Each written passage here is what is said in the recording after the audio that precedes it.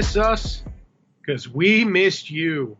Hello and welcome into yet another edition of the Baseline Jumper podcast. I'm Jason Goldstein and joined as always by the greatest person in Pittsburgh, my partner Ben McDonald. Ben, what you been up to these days? Wow, the greatest person in Pittsburgh. That's quite an honor, Jason. I'm really touched right now. Better than Sidney Crosby, better than is Mario Lemieux still around? I don't know. There's a lot of great Pittsburghers, and I'm number one, so that's touching. Jason, I missed you.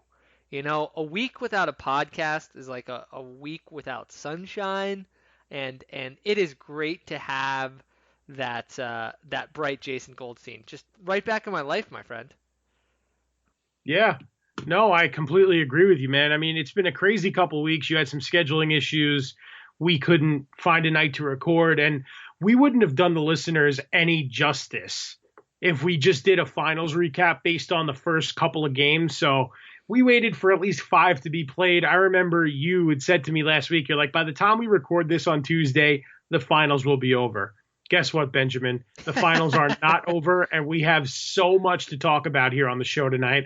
I don't even know where to begin. The NBA was flipped on its head on Monday night, Game 5 up in Toronto. The Warriors with a dramatic 106-105 win to stave off elimination, force a Game 6 Thursday night, the last ever game at Oracle. But Ben, I mean, how do we not begin with anything else other than Kevin Durant? Well, we had a little chat before while we were prepping, and I don't want to ruin the suspense here, Jason, but I don't think we have any other choice for the guy who we're going to both choose as our hero of the week, because Kevin Durant going out there, I think, Jason, a lot of people were questioning, I mean, is this guy really hurt? You heard a lot of that coming into this game. I think around the water cooler, even on TV, people saying, is Durant really hurt, or is he really trying to prove a point? It felt like even some of the Warriors were kind of, getting tired of all the talk about it. Durant comes in, Jason, and just busts his butt, plays some great basketball, and then in a just horrible twist of fate, looks as if he has torn his Achilles, Jason. I mean, what was your reaction when it was happening? It was hard to watch, I'll tell you that much, because he came into the game. Steve Kerr elected to go with small ball. They had their death lineup out there. Durant started along with Iguodala and the three that you all know about, Steph, Clay, and Draymond Green. And it worked. The first quarter, the Warriors played real well. Kevin Durant scored 11 points in 12 minutes, hit 3 threes. His stroke looked really good. But the issue was, before we get to the injury, he wasn't moving around too well. You saw him dive for a loose ball. Serge Ibaka fouled him, his former teammate with the Thunder. He got right back up. And then in the second quarter, he made that move. And then you saw the close-up video, and you saw the pop in his Achilles. I know nothing's official yet. Durant flew to New York on Tuesday to undergo an MRI at the hospital for special surgery. So he's in New York right now. I think the Warriors are probably waiting to reveal the results of that MRI, probably till tomorrow morning. Wednesday morning, I don't see any news breaking tonight, but it was just devastating to see. Yeah. And he knew it too. You saw the look on his face. He was sitting on the court. Quinn Cook and Klay Thompson helped him up, and then you just saw him shouting expletives on the way to the locker room. Not a pretty sight at all. You have to feel for Kevin Durant. He missed 32 games. I mean, this man was averaging over 40 points a night in the playoffs. In that Rocket series, he went down with the calf injury, and then, unfortunately, Ben, he came back too early. Now, I'm not blaming anybody. I know people want to blame the Warriors medical staff or Bob Myers or the coaches for putting too much pressure or his teammates, but how do you plan for these types of injuries? You don't. The list of players that have either torn their ACLs or their Achilles tendons is really high. You got Kobe Bryant, Derrick Rose, Dominique Wilkins even, Patrick Ewing. I mean, so many good players have ruptured both of those tendons, and it's tough. And Kevin Durant's just the latest and maybe the best in his prime at that moment of his career to go down with that type of injury. Yeah, you said it. And I mean, I do think we'll see more from Kevin Durant. But before we get to sort of the long-term, I guess, outlook, I think just there was a lot to digest with it happening. I mean, I think in the moment, one of the things that was so interesting was watching the other players really rally around him. I mean, you could see the Raptors fans, even Drake. It was so interesting. I don't know if you caught that, but he was like really torn up about it. And it's so interesting. These guys, they root for their team and everyone's into it, but at the end of the day, these guys have so much respect for each other.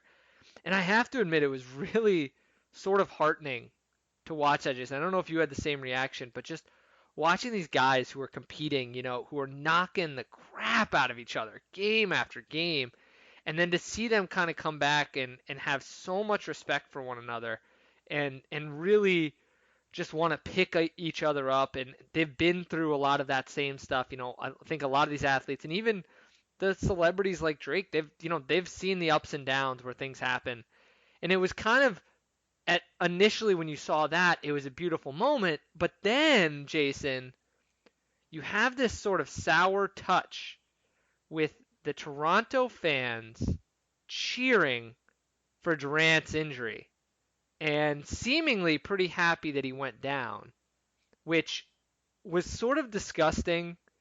I didn't enjoy it. I mean, what did you make of that? Did you catch that when you were watching the game? And how did you feel when you kind of saw the reaction from the Toronto normally mild-mannered crowd? Okay, so I'm going to answer this in two parts because I do want to comment on Drake. I love him as a musical artist. I cannot stand the way he acts as a sports fan because if the Phoenix Suns are in the NBA Finals next year, Drake will be courtside in Arizona in a DeAndre Ayton jersey. I know he's Toronto's loyal son and he's the global ambassador for the Raptors, and it is cool to see an entire country rally around a sports team. It reminds you of soccer with the Women's FIFA World Cup going on right now. Shouts to Team USA, by the way, 13-0 over Team Thailand today. Zero. But yeah, getting back to Drake, I mean, Ben, I don't know how I feel about it. I mean, you saw the trash talk after game 2 when the Warriors even the series up and he was getting in Durant and Klay Thompson's face outside the visitors' locker room. I mean, it did kind of ease the sour taste in my mouth a little bit because Drake was humanized in that moment. He was visibly distraught when Durant walked past him, headed back to the locker room. And I had respect for that.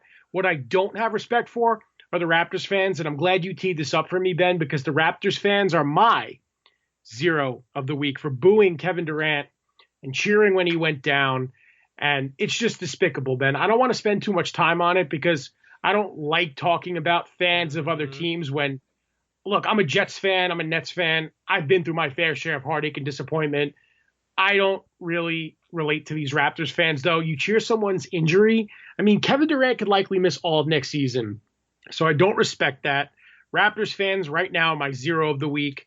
But I do want to give kudos to the Raptors players. Kyle Lowry, Pascal Siakam are two that stood out for me you saw on the telecast. They were kind of telling the Raptors fans, like, stop. They were waving their arms, trying to get the crowd to calm down. And then this is the weirdest part. When Durant was walking off, they gave him a standing ovation. I mean, you want to talk about a flip switch. It was very, very weird. The whole experience was weird. Watching it, hearing it was weird. And I thought, like, this might be a little stereotypical, but, Toronto's sort of the last place I would have expected it. You've seen so much from these Canadian fans, and it's really felt like, I don't know if you feel the same way, Jason, but it's really felt like everyone has really, if anything, rallied around the Raptors. It's felt like everyone was in their corner for this series. And it just was sort of inexplicable, I thought. The whole way that they reacted, so unnecessary. I mean, obviously, in your heart of hearts, sometimes you're happy when something like that happens. If you're rooting for a team, I think there are fans that have that feeling of like, oh, yes, we want to win the title, and now one of our biggest obstacles is gone. But you just don't cheer an injury. I mean, that's a guy's livelihood. It's his health, and you never know how serious it is. So obviously, really just inappropriate and disappointing. And it makes you wonder if it's going to be a turning point in the series, Jason, because it did feel like a turning point in the game. The Warriors went on a run after that happened. And you could tell, and you mentioned this, but you could tell that the Warriors players were really fired up by what had happened. You could tell, and there's only a few moments you get like this every season, but you could tell that the other Warriors players like Klay Thompson really were not happy with the reaction of the fans, and they showed it, and then they played that way too. And I thought that was really interesting, and I wonder what it means for the series, Jason. Do you think that will have an impact on sort of the momentum of the series going forward? I do. And in a little bit, I think we'll get into the pros and the cons for why the Warriors could force a game 7 and why the Raptors might win in game 6 on Thursday night. But you look at a guy like Klay Thompson, he is such an emotional dude. He was already fired up having missed game 3, looks reasonably healthy, but he's nothing compared to what both Durant and Kevon Looney have had to endure this series. I mean, Looney couldn't even lift his right arm, and he was out there giving it all he had. Every time he hit the ground, he would wince in pain. Kevin Durant is an absolute warrior, no pun intended, for giving it a shot. But I look at a guy like Klay Thompson. He really galvanized the team. Steph Curry's been great the entire series. If it weren't for them, for Steph, the series would be over already. I'd like to see a little more out of Draymond Green offensively, and we'll get into that a little bit later. But it's true, the run they went on, and then with 3 minutes left in the fourth quarter, Kawhi Leonard took over, went on a personal 10-0 run. The Raptors were up 6 with 3 minutes to play. The Warriors miss a shot, and then Nick Nurse calls timeout. The most inexplicable timeout I've ever seen. And Jason, I texted you after the game, and it was the first thing on my mind. I can't remember. I mean, there was 2 things in this game that were mind-boggling for me. That timeout. I mean, I think we have to almost take a second just to talk about that timeout because you should. It was in the moment. It felt like there was a mistake. When it first happened, I said, "Oh, how did this happen? The Warriors can't call timeout because the Raptors have the ball." And then you see that Nurse had called the timeout. And this was right on the heels of Kawhi Leonard going on a run. And it felt like he had stepped on Golden State's throat. In the moment, it felt like the game was over. Kawhi Leonard went on something like a 10 or 12-0 personal run. He hit a couple threes. He hit another couple shots. And it felt like the game was over, Jason. I mean, I don't know if it felt the same way to you, but it felt like the game was over in that moment before Nurse calls it the timeout. Oh, I thought so, Ben. I mean, you felt it. You heard it in the crowd. It was buzzing there. They were 3 minutes away from a championship. And I'm glad it didn't end like that because it was such a devastating night for Kevin Durant. And the Warriors, as hated as they are around the league, I think with the Raptors fans cheering the Durant injury, I think the Warriors are now the good guys again. But it did look over. Now, Nick Nurse said after the game that he called the timeout to give his players a rest. But what he did not realize, because he's a rookie head coach in his first finals, is that killed the momentum. I get it. He's trying to give his players a breather. Everyone's banged up at this point in the season, okay? It's June. It's June 11th right now. Mm-hmm. But you do not kill your team's momentum like that. They come out of the timeout, 3 minutes to go, and they don't score. They score 2 points the rest of the way. It was so crazy how it went down. But Nick Nurse, I mean, he's done a great job all year. That was just a blunder that I will never understand. And then when the Raptors are down 1, 20 seconds to go, Kawhi's got the ball. Nick Nurse doesn't call timeout. So I just think it's like a clock management type thing that Nick Nurse will definitely learn from this because I have a tremendous amount of respect for him as a head coach. But his use of timeouts yesterday was just mind-boggling. And I'm going to defend the later one, actually, Jason. I'm going to defend his decision not to call timeout. I think in those situations sometimes you're actually better off not calling a timeout so that they can't reset the defense. So you have to draw up a play. He's so good at timeout execution. I get that, but I'm going to be honest. I don't really have a problem with that one. I thought, ultimately that's a judgment call. I mean, the timeout he called was just inexplicable because, I mean, I think end of game, I can see it either way. End of game, if you're one of those coaches, sometimes you say, hey, I want to let the guys play. I feel like our team is better. And frankly, I don't blame him either because Kawhi Leonard was so good that you almost don't want to let the Warriors figure out a way to get the ball out of his hands. And I felt like if they had gotten Kawhi Leonard the ball earlier in that play, they would have been better off. I thought really the problem was that they spent too long getting him the ball, and then he didn't get to work right away. So when they doubled, the ball ping-ponged around, and then, I mean, the end of this game, Jason, there were 2 things that happened that were really beyond the timeout that were really stunning. One was the offensive foul call on Cousins.